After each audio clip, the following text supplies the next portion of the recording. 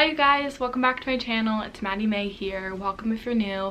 I'm Maddie Mae. I go to the University of Tennessee.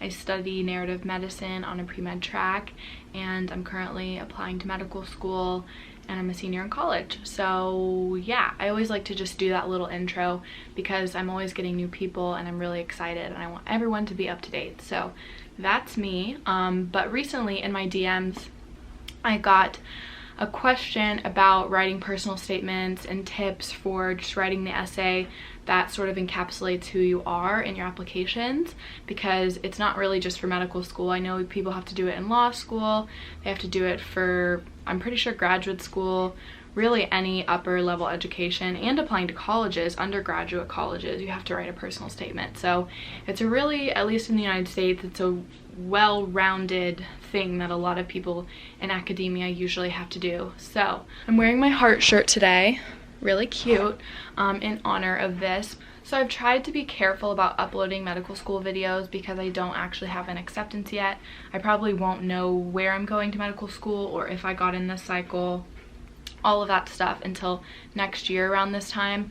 But there is one thing that I'm confident in, and I've always excelled at and been proud of myself of and for. I don't know really what I'm saying, but that's writing. I've always excelled and loved writing, so I honestly feel like if I don't get into medical school this cycle, it's not because of my writing. I think it's more gonna be a logistical reason, like GPA scores, something numerical, and not my writing, because I really loved reading when I was little, and I just kind of picked up a certain vernacular and skill, and it's not perfect by any means. No one is truly perfect in a skill, but I really enjoyed writing my personal statement and my activity section and all of that stuff, and I love sharing tips and tricks and stuff that I have picked up over the years. So hopefully this helps and I don't come off as too full of myself, because trust me, I struggle in a lot of other areas,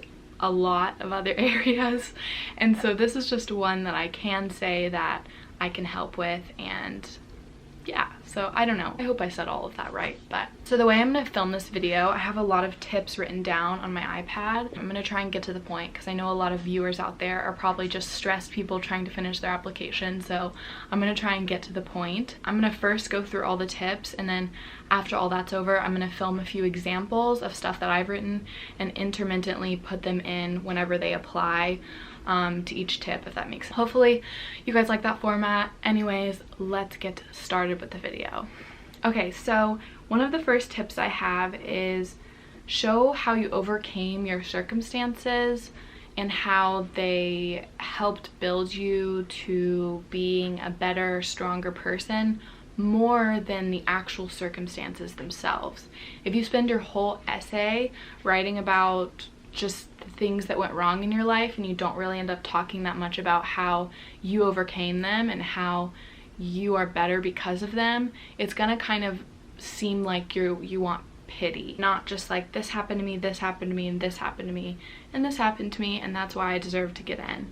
You need to talk about how this happened to me, and this is what I learned from it, this is how I'm better from it, and this is how I'm grateful for this experience because it taught me this, this, and this. Like, just don't throw yourself a pity party in your personal statement. Obviously talk about it if it really affected you and your growth, because that's what they're asking for, is like, how did you come to be this person that you are today? And a lot of the time these circumstances are what make us who we are. So I'm not saying don't talk about them, but talk more about how you overcame them and how you're better and how you learned from them, versus just like all the bad things that happened to you growing up, if that makes sense. So this one is about my favorite travel experience. This one's kind of hard for me to read, but I think it'll be okay because I'm in a really good mood today.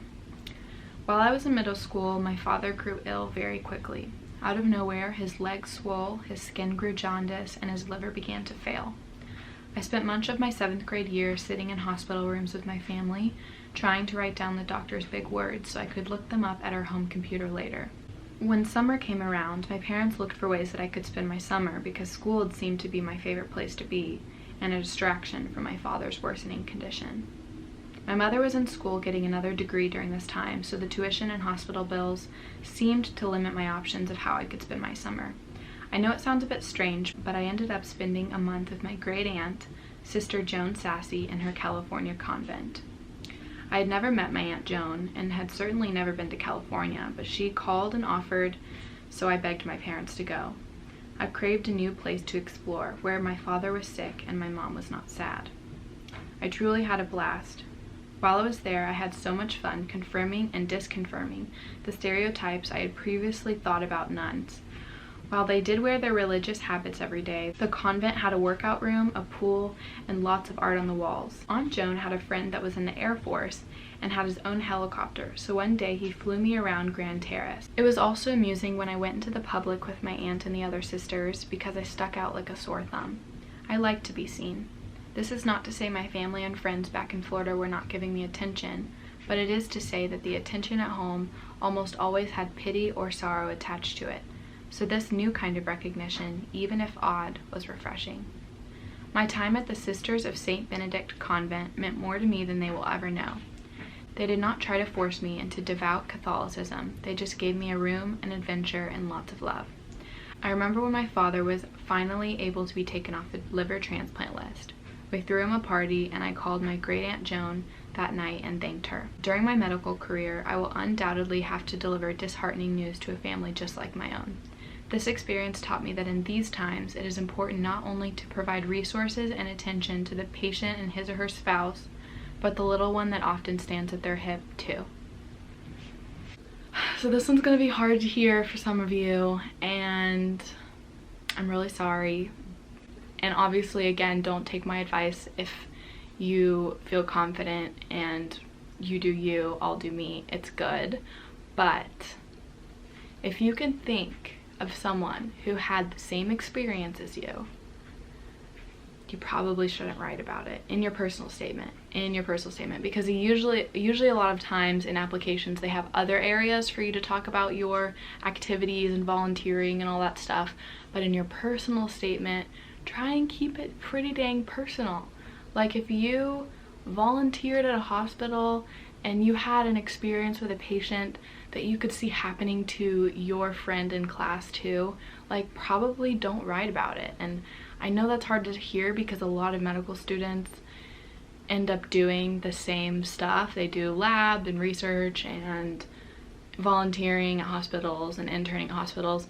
A lot of medical students do the same stuff, and I'm not saying that's bad. That's very important to do, so keep doing that stuff. But the thing is a lot of people do that. So if you can think of something in your personal statement that is extremely personal to you, that will in and of itself boost you up on the readers list, just because they'll remember you, they'll read it and feel like they actually read something different. I just hope you guys hear me and listen when I say that these are not bad things. Like, you have to get these experiences, they're very important, but you can put them elsewhere on your application and keep your personal statement extremely personal to you. Like, a lot of my personal statement was about making films and incorporating them into medicine, and my experiences making a film for a postpartum depressive mother, and that's just something that like literally I feel like no one has ever done or written about. So honestly, your essay should be something that you could post on the internet and literally no one could copy because it's so personal to you. Obviously, don't post it on the internet, but I'm just saying, hypothetically, if you could post it on the internet and literally no one could copy you, that's when you know you have a pretty dang personal statement. So the next little tip that I have is to seek feedback from only 1 or 2 people that you really trust. Because I have friends who sought feedback from like 5 to 10 people, and a lot of them all had different things to say, and kind of by the time you do all those edits that they asked you and told you should do, you kind of don't really have anything that you wrote anymore. And it honestly could really overwhelm you because you're hearing from so many different people about how you should change it, and I don't know, it ends up kind of making you insecure about your personal statement and really stresses you out even more. So I would just pick 1 or 2 people that you really trust to read it and have them tell you how they would revise it if they could. So I chose my mom. She and I are kind of one and the same. She loves writing and obviously she wants the best for me. So I really trusted her to look at my essay and tell me her honest opinion. And then I chose 2 friends that are my age, one who's already in medical school and one who is applying, and they both gave their input and I was really grateful. So the next tip, which is honestly the biggest, I think, keep it anecdotal as much as you can. And when I say anecdotal, I mean short stories or stories that have to do with what you're saying. And with that, it's show, don't tell. So let's say you were writing about how you maybe struggled with being bullied in school. I don't know, I'm just really making something up.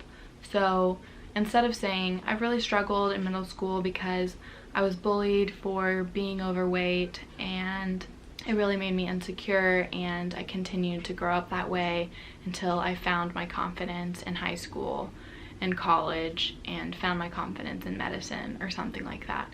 That has honestly no substance. Instead, you need to say something like, I'll never forget when I was in the locker room and I was trying on my friend's skirt because I left mine at home. I found out that it didn't fit me and that was the start of my lack of body confidence. Like, you really need to just tell stories. Show them how you were not confident. Show them how you were bullied instead of just telling them that you were bullied. They really are just gonna skim right through it if there's no substance to it. So make sure you get substance to your personal statement and you do that by telling stories. All right, so this one is about please explain how you would respond to a fellow student who muttered a racist or homophobic statement under their breath. This question brings me back to 6th grade when my mom knocked on my door while I braided homemade bracelets with my sister. She walked in crying, her hand clutching the phone. I just got a call from Mr. Jones. He told me about recess today. My mind raced. What had I done wrong? Why can't I remember? Mom could see the confusion in my eyes. She knelt down and gripped my shoulders. Don't you remember? You told those girls it was not okay to call Katie retarded. My shoulders relaxed. I thought I was going to get in trouble for chewing gum at school. Katie was a girl in my class who suffered from autism. She wore colorful bows that I remember liking a lot. When I overheard some girls from another class calling her retarded, I told them that was a mean word with mean feelings attached to it, and to stop. I did not really feel like I was doing anything noteworthy. It was simply the right thing to do. Why was I getting praised? While growing up, I have made it my duty to maintain my inner child. She sees injustices and speaks up, unbothered by the possible implications of doing so. She sees love as love, regardless of sex. She decides friends by compatible interests and not by their skin color.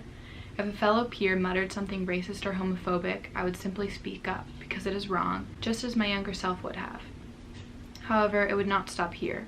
This is when I would utilize the additional sentiments that becoming an adult has enlightened me with, listening. I would acknowledge the statement and ask for them to help me understand why they said that. Hopefully, I would generate an inner dialogue that would challenge that individual to get to the root of their statement. I believe that racism and homophobia are learned tendencies.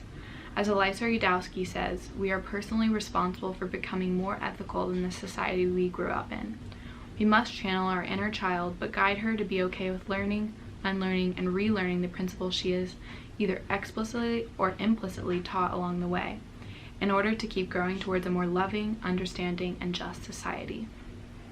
So another tip that I have is to always, always, always end with a mic drop moment.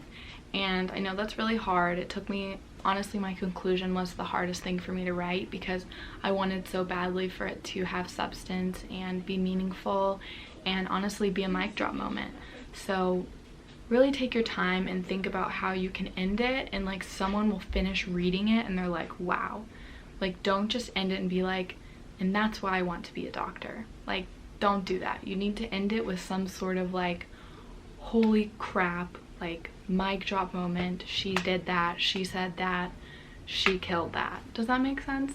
And kind of to that, some of my best essays have been where I like say something in the intro and then somehow tie it into the outro. And I'm not saying like restating my 3 reasons in the conclusion. I'm saying like if I had a little anecdote in the first story, I'll kind of re-tie it into the end. Just having the beginning and the end cohesive with each other really ties up the whole essay in a nice little bow. So the last one I have for just basic tips is try not to repeat stories that you told in your activities and like the other sections of the application. This really is your moment to tell your story and to say more, to say more, honestly. If you've already said it, don't say it again, because you have this chance to write even more. And of course you can like tie in moments. Like I definitely tied in my YouTube again, and I had already talked about it, but I wrote something completely different than what I had written prior. You can and maybe even should include the same topics as what you talked about previously, but definitely not the same stories. All right, so now I'm gonna do a quick rapid fire, like how to just start, because that really is just like the hardest part. And this is how I've started writing all of my secondary applications, how I did my primary application, and how I did my personal statement. So the first thing you need to do is brainstorm. I would honestly just bullet point all the stories you can think of. It doesn't even have to do with medicine or law school or whatever it is you're applying for. Just stories, literally stories from growing up. And somehow, some way, they usually end up kind of tying into your personal statement. And it's really helpful to just have like a list on your notebook of a bunch of bullet point stories that you already have written down so you don't forget about them. There were things that happened to me in elementary school and middle school and stuff like that that I tied in a lot in my different essays, and it was just really nice to have a bullet point list of all the stories I could really think of. And it also kind of gets your gears moving of like the kind of mindset you want to be in. You want to be in this story mindset. The other thing is, whenever I was doing my internship and whenever I just like was doing my CNA stuff, I kept a notebook of my patient interactions, and not all of them by any means, but the ones that I really felt were meaningful. And just like all my medical interactions, whether they were with patients or doctors or nurses or anything like that, I kind of kept a little diary. I obviously kept names out, or I changed names because you have to be really careful with HIPAA. Make sure in your medical school application also that you don't use anybody's real names. You always put their names in quotes so people know that you changed it. But that was really helpful when I started my application as well, because I already had this sort of log of experiences that I could write about. So the other thing is, once you start writing, don't worry about the word and character limit, because that can feel really limiting and honestly make it really hard to start or keep writing. The way I've always written is I just start and I write, and I don't care about the character and word limit, and then once I've finished, I cut it down or add to it if I need to, but usually I have to cut myself down. Yeah, whenever I'm writing and I know I only have 700 characters or something like that, it's never as good because I just feel really limited and I'm like scared to write a sentence because it'll be too long. I've always found it better to just have no limits and then cut down later, so that's a really good tip.